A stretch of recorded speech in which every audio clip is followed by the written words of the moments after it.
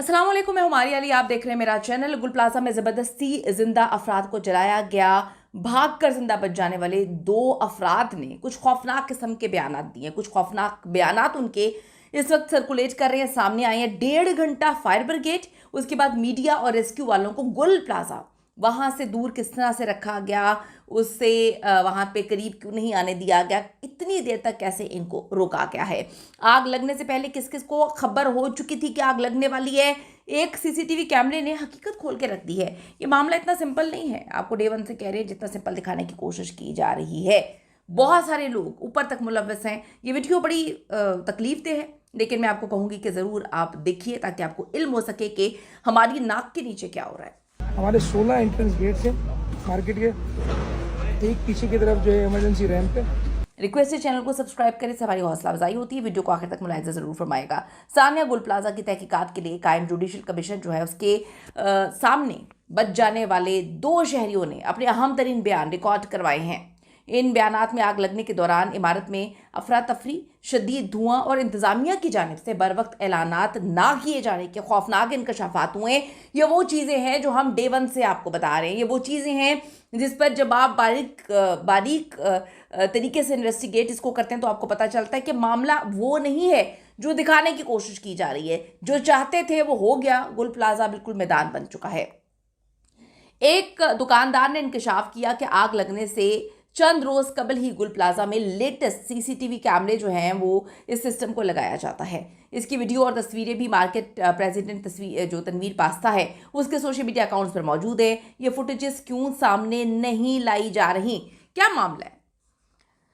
हाँ, तनवीर पास्ता ने जितने भी बयानात दिए, रोते हुए, बिलखते हुए, ड्रामा करते हुए, वो तो सबने जो है देख भी लिए हैं और सब उससे एग्री नहीं करते हैं। सानिया गुल प्लाजा से बच निकलने वाले दो जो चश्मदीद गवाह हैं उन्होंने अपने सनसनीखेज बयानात रिकॉर्ड करवाए हैं। कहा है कि सानिया रूनुमा होने के तकरीबन 1.5 घंटे तक आग ने इमारत को अपनी लपेट में ले लिया था। 2 दरवाजे खुले थे, बाकी तमाम दरवाजे बंद थे। आग लगने का ऐलान कोई नहीं किया गया।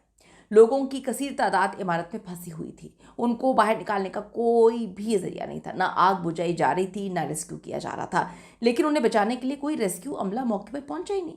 ये जो ज़्यादा इस वक्त शहादतें हुई हैं, ज़्यादा लोग शहीद हुए हैं वहाँ पर और जिनकी बाकियात तक नहीं मिली, वो है कि उनको आप चाहते थे कि उनकी बाकियात ना मिले, आप चाहते थे कि वो इस तरह से उनकी हालत ऐसे हो जाए।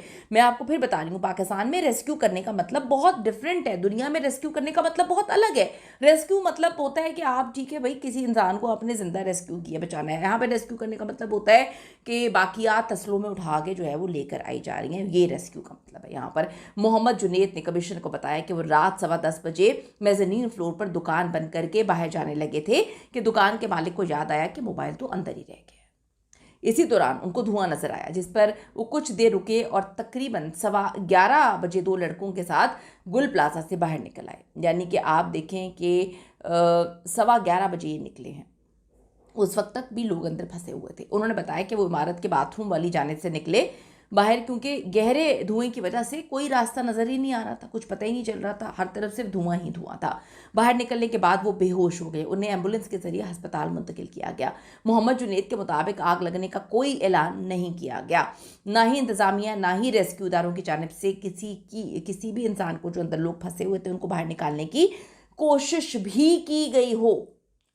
दूसरे जो मुतासरा हैं अली हैदर, उन्होंने अपने बयान में कहा कि दुकान बंद करते वक्त ग्राउंड फ्लोर पर धुआं नजर आया, जिस पर वो इमारत के अकबी हिस्से से फौरी तौर पर बाहर निकल आए।